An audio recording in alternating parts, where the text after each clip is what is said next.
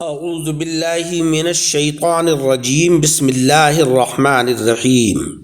سامعین اکرام، حضرت براء بن عازب رضی اللہ تعالیٰ عنہ کا ارشاد ہے کہ ہم نے نبی اکرم صلی اللہ علیہ وسلم کے ساتھ 16 یا 17 مہینے تک بیت المقدس کی طرف منہ کر کے نماز پڑھی۔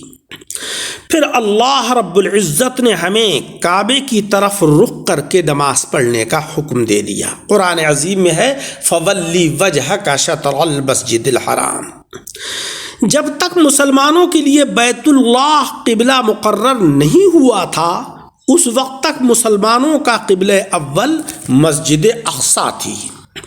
اس واضح حقیقت کو سامنے رکھتے ہوئے مسلمانوں کے دلوں میں مسجد اقصی کا جو مقام ہونا چاہیے وہ بالکل واضح ہے۔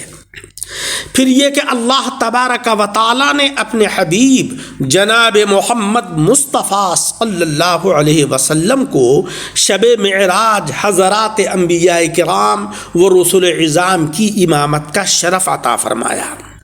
قرآن عظیم میں ہے بارکنا حولہ، ہم نے مسجد اقصی کے ارد گرد برکتیں نازل فرمائیں۔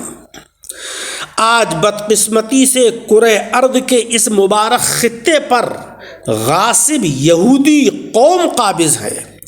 رب تبارک و تعالیٰ کا فرمان ہے یا ایھا الذین آمنوا لا تتخذوا اليہود والنصارى اولیاء، اے ایمان والوں تم یہود و نصارہ کو دوست نہ بناؤ۔ یہ یہود و نصارہ تو آپس میں ہی ایک دوسرے کے دوست ہیں۔ تم میں سے جو بھی ان یہود و نصارہ میں سے کسی سے دوستی کرے گا تو وہ بے شک ان میں سے ہے۔ اللہ رب العزت ظالموں کو ہرگز راہ راست نہیں دکھاتا۔ افسوس کہ ہم نے رب تبارک و تعالیٰ کے اس فرمان کو اپنی عملی اور اعتقادی زندگی کا حصہ نہیں بنایا، جس کی وجہ سے ہم ان شریر اقوام کے نرغے میں پھنس گئے۔ قرآن عظیم میں دوسرے مقام پر ہے لا تجدن اشد الناس عداوۃ للذین آمنوا اليہود والذین اشرکوا، تم یہ بات واضح طور پر محسوس کر لو گے کہ مسلمانوں سے سب سے سخت دشمنی رکھنے والے یہودی ہیں اور وہ لوگ ہیں کہ جو کھل کر شرک کرتے ہیں۔ قرآن عظیم نے یہودیوں کو مسلمانوں کا سب سے بڑا دشمن قرار دیا ہے۔ ناجائز یہودی ریاست اسرائیل کے قیام کے بعد یہودیوں کے فلسطینی مسلمانوں پر ڈھائے گئے مظالم دیکھ کر آیت کا مفہوم واضح طور پر سمجھ میں آتا ہے۔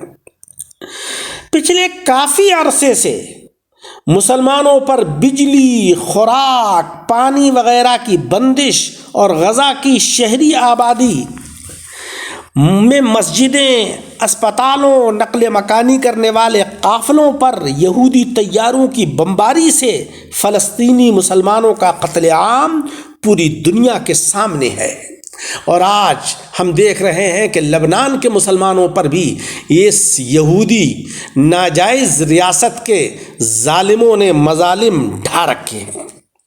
مسلمانوں کے خلاف یہودیوں کے دلوں میں موجود بغض و عناد کو ظاہر کرنے والی یہ آیت قرآن عظیم کی حقانیت کا منہ بولتا ثبوت ہے، اور یہودیت کی ازلی دشمنی اب کھل کر دنیا کے سامنے آ چکی ہے۔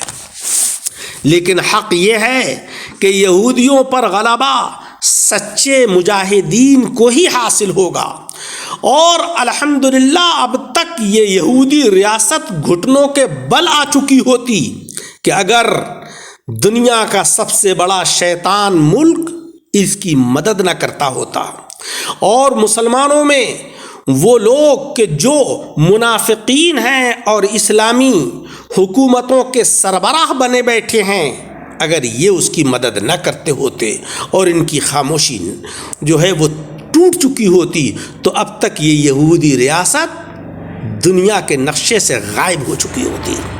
پیارے نبی صلی اللہ علیہ وسلم کا فرمان ہے کہ تم یہودیوں سے ایک جنگ کرو گے اور اس میں ان پر غالب آ جاؤ گے، اس وقت یہ کیفیت ہوگی کہ اگر یہودی جان بچانے کے لیے کسی پہاڑ میں چھپ جائے گا تو پتھر بولے گا کہ اے مسلمان، یہ یہودی میری آڑ میں چھپا ہے، اسے جہنم واصل کر دے۔